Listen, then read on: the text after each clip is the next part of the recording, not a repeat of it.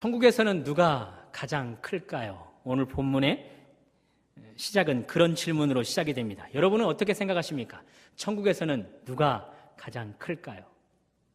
오늘 본문 4절을 보시면 주님은 자신을 낮추는 자가 천국에서 가장 크다 말씀합니다. 오늘 본문은 아니지만 마태복음 5장 19절에 보시면 계명을 지키는 자가 천국에서 가장 큰 자라 일컬음을 받을 것이라 주님은 말씀합니다. 다 아시는 대로 천국은 하나님의 나라는 죽어야만 이루어지는 나라가 아닙니다. 이미 주님을 영접한 자는 이 땅에서 이미 하나님의 나라를, 천국을 맛보며 살아가고 있습니다. 이 땅 이미 이루어진 천국을 살아가고 있을 때 이곳에서 하나님께 친히 너는 참 큰 자라 라고 인정받는다면 하나님이 그런 사람에게 얼마나 큰 복을 허락해 주실까요? 얼마나 하나님께 더 위대하게 쓰임받을 수 있을까요? 바라기는 말씀을 통해 하나님께 친히 천국에서 큰 자라 일컬음을 받는 그런 은혜가 있기를 주님의 이름으로 축원합니다. 천국에서 누가 제일 큰가? 본문 1절을 보시면 그때의 제자들이 예수께 나와 이르되 천국에서는 누가 크니이까? 천국에서는 누가 크니이까? 이 질문은 비교급입니다.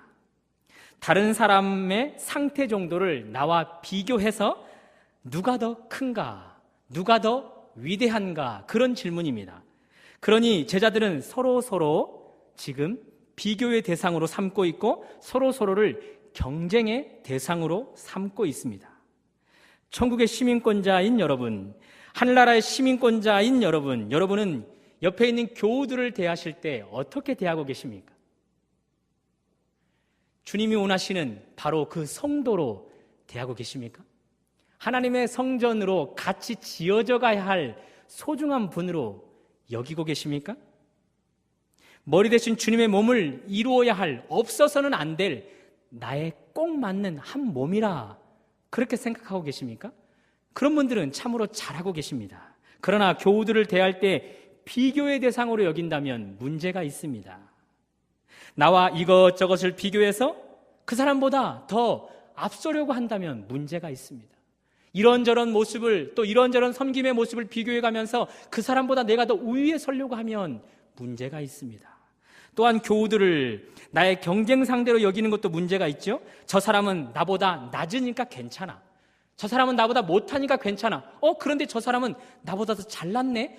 저 집사는, 저 권사는 나보다 잘하기도 하네. 나보다 더 열심히 봉사하네. 그러면서 그를 어떻게 해서든지 이기려고 한다면, 경쟁 상대로 여겨서 어떻게 해서든지 누르고 내가 서려고 한다면 그것은 문제입니다. 오늘 본문의 제자들이 그렇게 하고 있습니다. 제자들의 질문, 천국에서는 누가 크니까? 그들이 말하는 천국, 하늘나라는 반드시 내세에 이루어지는 천국만을 의미하지 않습니다. 문맥상으로 볼 때 제자들이 말하는 천국, 하나님의 나라는 예수님이 정치적 메시아로 등극해서 세우실 현세 지상왕국을 이야기합니다. 그런 의미로 제자들의 질문을 풀어보면 주님, 이 땅에서 주님이 세우실 왕국에서는 누가 가장 큽니까? 곧 주님이 이 땅의 왕으로 등극하셔서 하나님의 나라를 세우실 텐데 그 왕국에서 누가 제일 위대합니까? 그런 질문입니다. 그러니 제자들은 잘못된 천국 개념, 잘못된 하나님의 나라 개념을 가지고 있습니다. 그 결과 본문에서처럼 큰 자가 되는 일에만 집중되어 있습니다. 협력해야 할 지체, 한 몸을 이루어야 할 동역자들과 함께 협력하기보다는 비교의 대상으로, 경쟁의 대상으로 여기며 그들 가운데서 높아지려고 혈안이 되어 있습니다. 주님이 그런 제자들을 향해 어떻게 말씀하실까요? 주님의 말씀은 무섭고 단호합니다. 3절, 너희가 돌이켜 어린아이들과 같이 되지 아니하면 결단코 천국에 들어가지 못하리라. 결단코 천국에 들어가지 못하리라. 이중 부정어를 사용하고 있지 않습니까? 결단코에서 벌써 한 번 부정했습니다. 그리고 천국에 들어가지 못할 것이라 그러면서 2번 부정하고 있습니다. 그런 마음가짐으로는 결단코, 그런 마음의 상태로는 결단코 천국에 들어가지 못할 것이라 그렇게 말씀하고 있습니다. 우리는 이미 천국 시민입니다. 그러나 천국 시민권자라 할지라도 결단코 천국 백성답지 않은 태도가 있습니다. 그것은 높아지려는 자세입니다. 주님을 잘 믿어 다른 사람들보다 더 높아지려고 하는 모습, 상대적으로 남보다 낮은 나의 모습을 견디지 못하는 나의 모습, 어떻게 해서든지 남과 비교해서 경쟁해서 그들 우위에 서려고 하는 나의 모습, 그래서 더 좋은 대접, 더 높은 대접을 받으려고 하는 나의 근성, 그런 모습은 결단코 천국에 합당하지 않습니다. 그런 자세를 유지하는 동안은 결단코 들어가지 못할 천국이 될 것입니다. 이중 부정을 사용해서 주님은 우리에게 말씀하실 것입니다. 결단코 천국에 들어가지 못할 것이라, 그렇게 말입니다. 천국에서는 누가 크니까 이 질문을 하는 시기가 언제이는지 그것을 파악해 보는 것이 중요할 텐데요. 오늘 본문 1절을 보시면 그때라고 시작합니다. 그때가 언제쯤일까요? 그때란 오늘 본문은 아니지만 17장 마지막 본문에 보면 성전세를 내는 때입니다. 우리 주님이 베드로에게 명령하셨습니다. 바다로 가라, 낚시를 던져라, 가장 먼저 잡는 물고기의 입을 열면 그 물고기가 한 세겔을 머금고 있을 것인데 그 한 세겔을 취해서 나와 너를 위해 성전세를 내라, 그렇게 말씀하셨습니다. 당시 유대의 상황으로 볼 때 성전세를 내는 때는 유대력으로 아달월을 이야기합니다. 아달월, 특별히 아달월 15일쯤을 이야기하는데요. 저희가 가진 달력으로는 2월에서 3월 사이, 아달월 다음 달이 바로 니산월입니다. 우리 달력으로는 3월에서 4월 사이. 그런데 이 니산월 14일에 예수님께서 유월절 어린 양으로 십자가에 못 박혀 죽으십니다. 그러니 본문에서 주님이 제자들이 천국에서는 누가 크니까? 라고 질문을 했던 그 시대는, 그 때는 예수님께서 십자가에 못 박히기 전 약 한 달 전쯤입니다. 그 시기에 제자들은 누가 큽니까? 누가 더 위대합니까? 질문을 하고 있습니다. 왜 꼭 이 타이밍에 누가 큰지를 가려야만 했을까요? 제자들의 입장에서 생각해보면 충분히 추측이 가능합니다. 주님이 자꾸 순환 예고를 하십니다. 이제 곧 예루살렘으로 갈 것인데 그곳에 가면 내가 대제사장들과 장로들에게 붙잡힐 것이다. 그들의 손에 넘겨져서 내가 죽임을 당할 것이다. 그 말이 제자들에게 근심이 되었습니다. 그러니 제자들은 알고 있습니다. 주님의 생애가 얼마 남지 않음을, 한 달 정도밖에 남지 않음을 알고 있습니다. 그러니 바쁘죠. 특히 제자들이 이렇게 바쁠 수밖에 없는 이유는 변화산 사건 때문입니다. 주님이 산에 오르실 때 예수님의 12명의 제자들 중에 베드로, 야고보, 요한을 선택해서 그 3명과 함께 산에 오르셔서 그곳에서 영광된 모습으로 변모하셨습니다. 제자들에게는 의도와 다르게 그 일이 너희들보다는, 이 3명의 제자들이 너희들보다 크도다 라고 확증을 시켜버린 격이 된 것이죠. 아무튼 한 달 정도 후면 예수님은 정치적 중심지 예루살렘에 입성하여 왕이 될 것입니다. 혹은 그 시간대쯤 예수님은 죽고 말 것입니다. 그러니 급합니다. 다른 제자와 비교해서 남은 시간 한 달만이라도 어떻게 해서든지 내가 남보다 낮은 위치에 서야 있다면 그 서열을 뒤집어야 하는 것이죠. 어떻게 해서든지 주님께 잘 보여서 더 높은 위치에 앉아야만 하는 것입니다. 교회 안에서 사역하면서 안 그러고 싶은데, 그렇지 않아야 하는데 이상하게 비교 본능이 제 안에서 꿈틀거립니다. 특별히 설교자들한테서 그런 비교 본능이 꿈틀거리는데요. 저보다 설교를 조금만 잘하면 주님, 저는 안 사랑하십니까? 왜 저 사람에게만 설교 잘하게 하시고 저는 설교를 이렇게 못하게 하십니까? 그러면서 하나님 앞에 따집니다.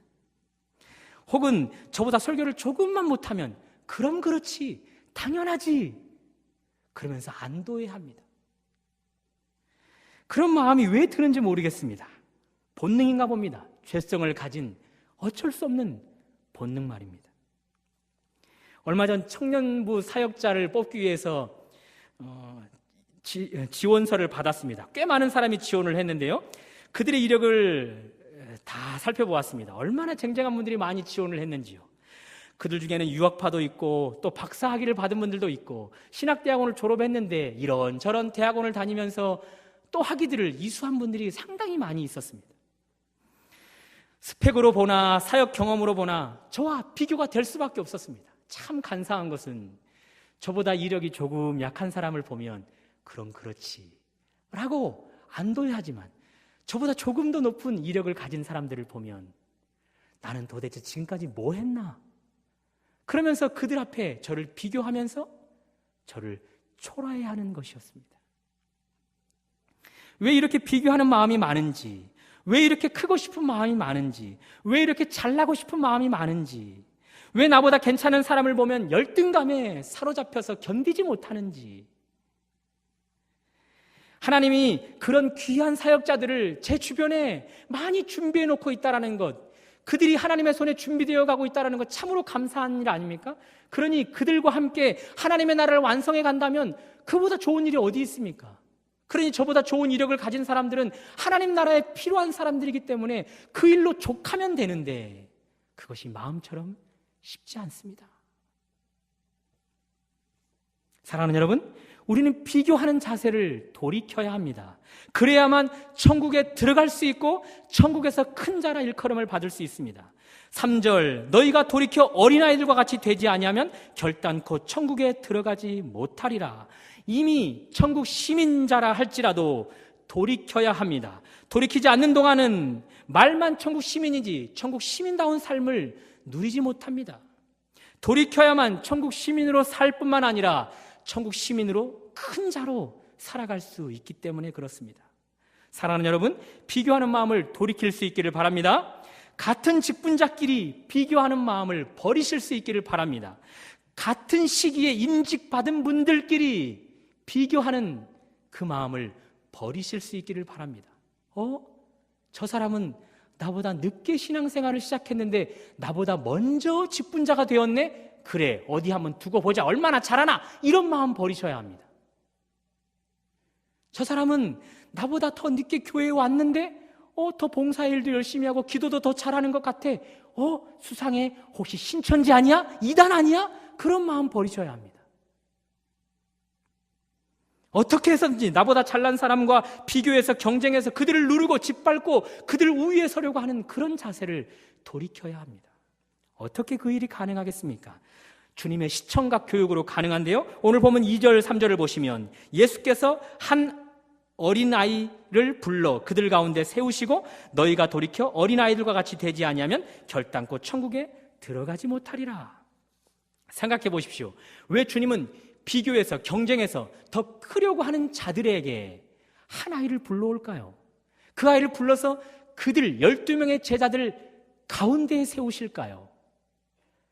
왜 그런 다음 그 제자들에게 이 아이와 같이 되라 말씀하시는 걸까요? 지금 12명의 제자들 서로가 다 경쟁 상대입니다. 거기다 주님이 데려온 한 아이가 함께 추가되었습니다. 기존에는 11명과 내가 경쟁 상대였습니다. 비교의 대상이었습니다. 베드로는 늘 주님께 먼저 선택받는 사람이었잖아. 수장처럼 반장처럼 일하고 있잖아. 그러니 나보다 서열이 높아. 저 사람한테는 내가 질 수밖에 없어. 안드레, 내가 해볼 만한데 내가 저 사람은 앞설 수 있을 것 같아. 야고보, 주님이 벌써 변화산성에 데려가서 그를 3번째 서열에 놓지 않았나? 그러면 나는 그보다 낮을 수밖에 없어. 도마, 해볼 만한 것 같은데 가룟 유다, 신앙 형편없네? 그러면 내가 그보다 위에 설 수 있지. 그러면서 11명 대 1로 계속해서 비교하며 경쟁했습니다. 그런데 남은 한 아이는 어떻습니까? 추가된 아이는 신기합니다. 다른 제자들과는 비교하며 경쟁하는 대상이었는데 그 아이와는 비교할 수가 없습니다. 비교하려 치면 내가 어른인데 내가 애들도 아니고 어떻게 저 어린아이와 나를 비교할 수 있단 말인가? 그런 생각이 드는 것이죠. 그러니 그 아이를 볼 때 비로소 성숙한 어른다운 생각을 하게 됩니다. 그러면서 다짐하죠. 그래, 어린아이는 나의 비교 대상, 경쟁 상대가 아니라 내가 품어야 될 대상이야. 내가 섬겨야 될 대상이야. 라고 다짐한다는 것입니다. 그들 곁에 불러다 세운 아이가 결국 크고자 혈안이 된 그들에게 그 걸음을 잠시 멈추게 해줍니다. 제동장치로 그들의 그 혈안이 된 그들의 마음을 잠시 멈추게 해준다는 것이죠. 그러니 주님이 시청각 교육으로 불러온 그 아이는 비교하며 경쟁하는 그들의 마음을 잠시 내려놓게 하는 하나님의 방법이었습니다. 그 마음이 더 커지면 어떻게 될까요? 아이를 향해 그래 내가 품어야 될 대상, 섬겨야 될 대상이라고 여겼던 그 마음이 베드로를 향해 그래 베드로와 나는 경쟁 대상이 아니야. 내가 품고 하나님 나라를 위해 함께 협력해야 될 대상이야.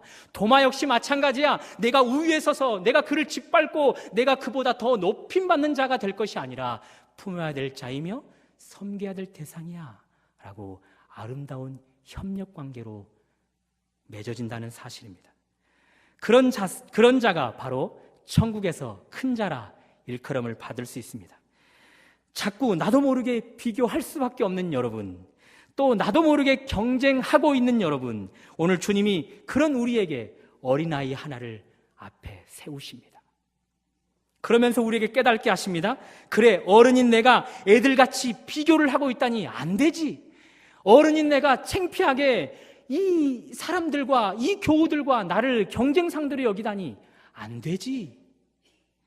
그런 마음을 버려야지, 그런 경쟁의 마음을 버려야지 라고 돌이키게 하십니다. 바라기는 오늘 기도 가운데 더 돌이켜서 주님에게 천국에서 큰 자라 일컬음을 받는 그런 은혜가 여러분과 저에게 있기를 주님의 이름으로 축원합니다. 천국에서 누가 클까요? 두 번째는 어린아이와 같이 낮추는 것이고 그 어린아이를 영접한 자가 천국에서 큰 자라 일컬음을 받습니다. 앞에서 말씀을 드렸습니다. 천국에서 누가 큽니까? 그 질문에 주님은 어린아이를 데려왔습니다. 그들 앞에 세우셨습니다. 그들의 비교 본능을, 경쟁 본능을 돌이키게 했습니다. 그런 다음 말씀하십니다. 4절, 이 어린아이와 같이 자신을 낮추라. 그런 자가 천국에서 크다 일컬음을 받는다 말씀합니다. 그렇다면 이 어린아이와 같이 자기를 낮추는 것 구체적으로 어떻게 가능할까요? 2절을 보시면 주님이 한 아이를 불렀습니다. 그 아이가 순종해서 주님께 왔습니다. 그러니 이 아이는 주님이 오라 하면 오는 아이입니다. 말씀에 순종하는 아이입니다. 또한 그 아이를 불렀습니다. 이제 제자들 가운데 서게 했습니다.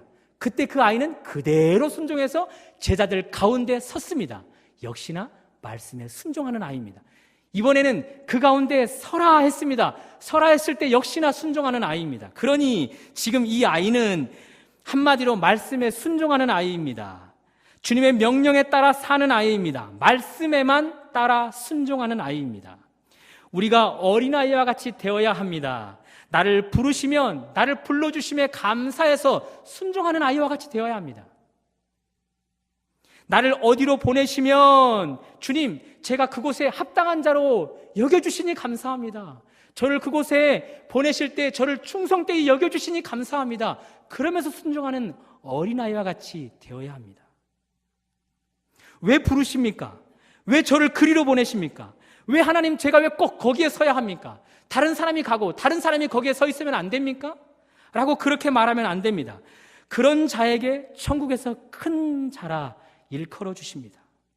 앞에서 말씀드렸습니다. 주의 계명을 지키는 자가 천국에서 크다 일컬음을 받는다고 말입니다. 주의 계명, 다시 말해서 주님의 모든 말씀, 이리 와라 내 주님, 저리로 가라 내 주님, 거기 서라 내 주님, 그렇게 말씀에 순종하는 자가 천국에서 크다 일컬음을 받습니다. 나를 지으신 이가 하나님, 나를 부르신 이가 하나님, 나를 보내신 이도 하나님, 나의 나 된 것은 다 하나님 은혜라.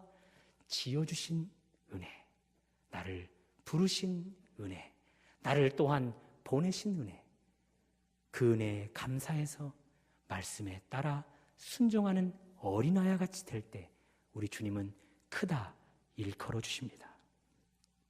또 주님은 어린아이같이 낮추라 말씀하십니다. 앞에서 말씀드렸죠? 12명의 제자들 서로를 비교하고 있습니다. 단 한 사람도 빠짐없이 다 서로가 비교하며 경쟁 상대입니다. 그런데 그 가운데 섰던 13번째 아이는 어떻습니까? 그 아이 역시 어른들인 제자들과 비교하고 있을까요? 경쟁하고 있을까요? 아이의 눈에 비춰진 제자들은 신처럼 보이지 않을까요? 여러분, 어릴 적 한번 그 생각으로 돌아가 보십시오. 여러분이 너무 어릴 때 여러분의 부모 어떻게 보이십니까? 모든 것을 다 해내는 나의 아버지, 나의 어머니 어떻게 보이십니까? 절대자로 보이지 않습니까? 전지전능한 자로 보이지 않습니까? 지금 아이의 눈에는 제자들의 허점 많은 부분, 약한 모습보다는 나보다 훨씬 더 우위에 있는 모습이 보여집니다. 절대자처럼 보여집니다. 그에 비해 아이 스스로는 너무나 허점이 많은 자입니다. 아이 스스로는 너무나 결점이 많은 자입니다. 너무나 약함을 많이 간직한 자입니다. 아들이 과거 도둑질을 시작했을 때 한번 엄히 꾸중을 했습니다. 잘못을 인정하더군요. 그러면서 아들이 울면서 이렇게 이야기합니다. 아빠, 나도 모르게 도둑질을 해요. 도둑질하는 건 나쁜 건 줄 아는데 나도 모르게 손이 가고 도둑질 한 다음에 드디어 마음이 두려워서 쿵쿵 뛰어요 라는 말을 하는 겁니다. 아빠, 그러니 많이 때려주세요.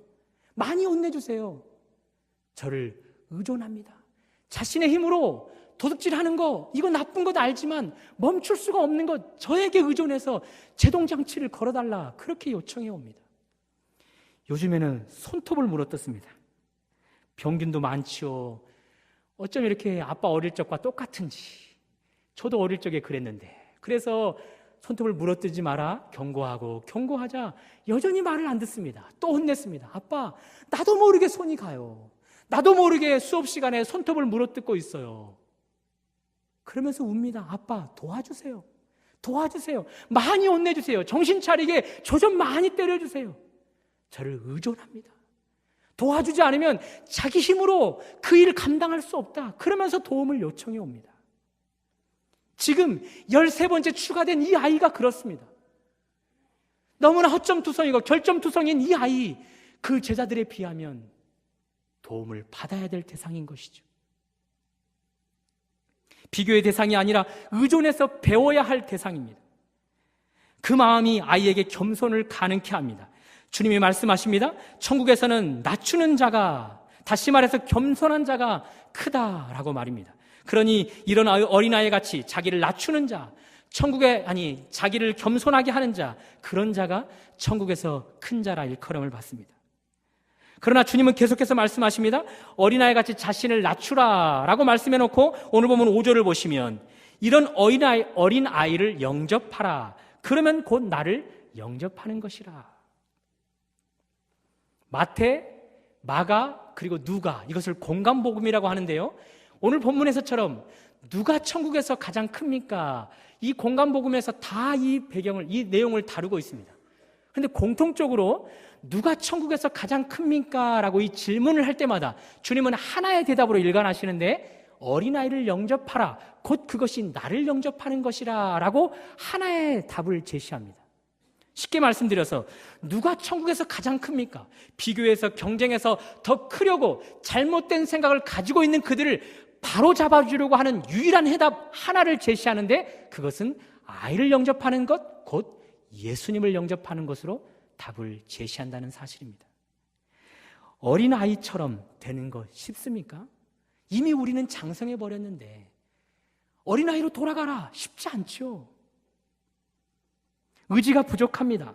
능력이 부족합니다. 끈기도 부족합니다. 또 죄성이 많아서 높아지는 일에는 너무나 관심이 많은데 낮아지는 일은 너무나 어렵습니다. 내 힘으로 감당할 수 없습니다. 그런데 그런 우리 안에 우리 주님이 찾아오시면 어떻게 될까요? 주님이 우리 안에 들어오셔서 우리를 낮추시면 어떻게 될까요? 주님이 우리 안에 들어오셔서 우리를 겸손케 하시면 어떻게 될까요? 내 힘으로 할 수 없는 일, 그 일이 가능케 됩니다. 사랑하는 여러분, 천국에서 정말 큰 자라 일컬음을 받기를 원하십니까? 그런 분들에게는 주님이 필요하십니다. 그렇다면 한번 생각해 보십시오. 오늘 성경에서 어린아이를 영접하라, 그 곧 나를 영접하는 것이라 말씀하고 있는데 도대체 주님이 말씀하시는 참된 어린아이는 어떤 분일까요? 어떤 대상일까요? 참 어린아이, 정말 참된 어린아이, 적극적으로 주님께 의존하는 그런 어린아이, 하나님의 명령에 적극적으로 순종하는 그런 어린아이, 누구를 말씀하는 걸까요? 제가 보면 바로 예수님입니다. 하나님의 명령에 모든 것을 다 순종하는 참 어린아이다운 예수님. 죽으라 하면 죽고 낮아지라 하면 낮아지는 참으로 어린아이 같은 예수님. 그 주님을 우리 주님이 영접하라 말씀하십니다. 그분이 내 안에서 일하기 시작하면 정말 우리 역시 어린아이와 같이 될 수 있습니다. 하나님께 절대 의존적인 자가 될 수 있습니다. 나를 낮추고 나를 겸손케 하고 하나님의 계명에 따라 순종하는 자로, 천국에서 크다 일컬음을 받는 자로 서게 하십니다. 예수님이 그 일을 가능케 하십니다. 사랑하는 여러분, 이미 우리는 천국 시민으로 이 땅에서 천국을 살아가고 있습니다. 주님은 우리가 이곳 현세의 천국에서 큰 자로 일컬음 받기를 원하고 계십니다. 큰 자가 될 때 큰 복을 받고 더 위대한 자로 쓰임받을 수 있기 때문에 주님은 그 일을 요청하고 계십니다. 어떻게 그 일이 가능합니까? 비교 본능을, 경쟁 본능을 어린아이에게 맞추어야 합니다. 교우들에게서 참 어린아이이신 주님께 가지고 가야 합니다. 경쟁 상대에게서 참 어린아이다우신 예수님께 가지고 가야 합니다. 그러면 가능해집니다. 뿐만 아니라 참 어린아이신 예수님을 영접함으로 가능합니다. 그분이 내 안에 들어오셔서 내 안에 충만해지실 때 나는 비로소 낮출 수 있습니다.